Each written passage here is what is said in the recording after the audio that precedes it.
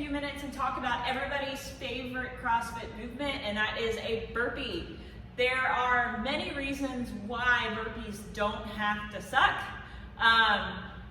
It doesn't mean that they're not hard, but they shouldn't be painful, and they shouldn't be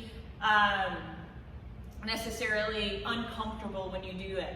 So one of the biggest things that we want to remember when we're doing this is making sure that our hand placement mimics a push-up. So we don't want your hands out wide. It's going to put more strain on the shoulders, just as if a push-up would. So we want to place our hands underneath our shoulders as we go down.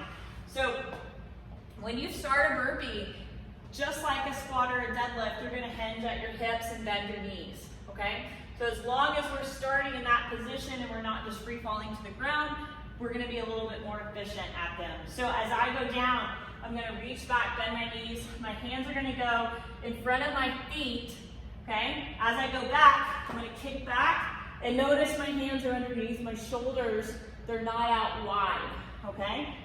After they're underneath my shoulders, this is the big portion. You're going to push up and lift your hips up. That hip raise is going to help you bring your feet forward so that you can efficiently do a burpee. So one of my biggest pet peeves, and probably the hardest part of the burpee, right, is bringing your feet forward. So my biggest pet peeve is making sure that you land flat-footed with your burpee, okay? So if you have a tendency of landing like this, it is putting a lot of pressure on your knees and on your low back, okay? So one of the ways that we can prevent that is widening out your feet. So when you bring your feet forward, it should almost mimic a squat position. You should have your feet outside of your hands as you come up. So when I go down, my hips go back, my knees bend, I'm going back, and then when I lift my hips up, my feet are outside my hands, and then I can stand and jump flat, okay? So feet outside the hands, feet flat. If that is terribly hard, and your burpee tends to look like this, it's really because your hips are really tight.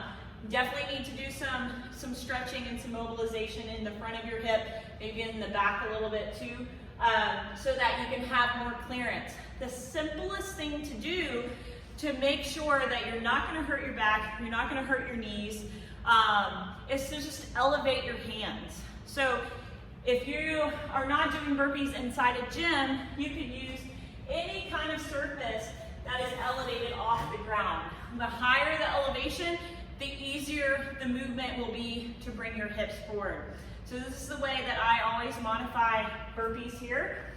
If you do it with the elevated hand, you're still going to perform the descent, the push-up part. So you'll hinge, bend your knees, put your hands on top of the surface. You're going to still kick back, and then you're going to put your knees down, okay?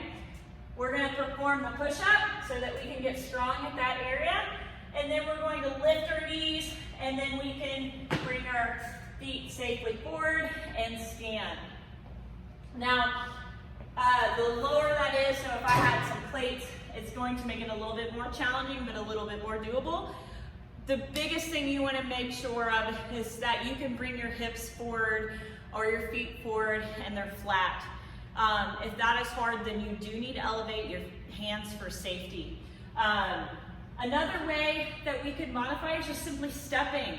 Okay, if I step, I'm going to have a little bit more control where I can put my feet. So I'm going to push through my hands, lift my hips. I can step, and I can step, and I can stand, jump flat. So keep those things in mind when you're doing a burpee. Don't ever let your feet get in between your hands. Most of us are not hypermobile, so it's not best for you to do your burpees like that. It's going to keep you more efficient at them if you go a little bit wider than your hands. Last thing I want to talk about real quick is your breathing, because one of the reasons why burpees can suck is if you're not breathing correctly while you're doing them.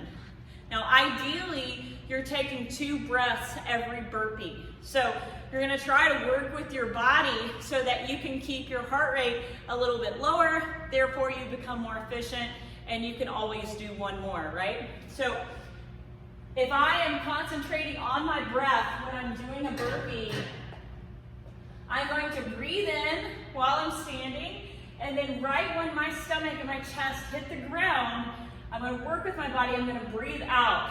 I'm going to let everything come out on the floor. And then as I rise, as I push up, I'm breathing in again, and then when I stand and I jump clap, I'm going to exhale again. So that's the 2 breaths. I'm going to be a little bit loud right now just so that you can hear me. I'm going to breathe in, breathe out, breathe in, breathe out. And if I can focus on that while I'm doing the burpee, they won't suck so bad. So I'm going to do a few more. Breathe in, breathe out, breathe in, breathe out. Okay? So keep those things in mind. We have hand placement right underneath the shoulder so that it mimics the push-up and it doesn't irritate your shoulder. And then second, foot placement. Go wider than your feet, wider than your hands on the way up so you can land flat-footed. Never ever land on your toes, okay? And third, breath.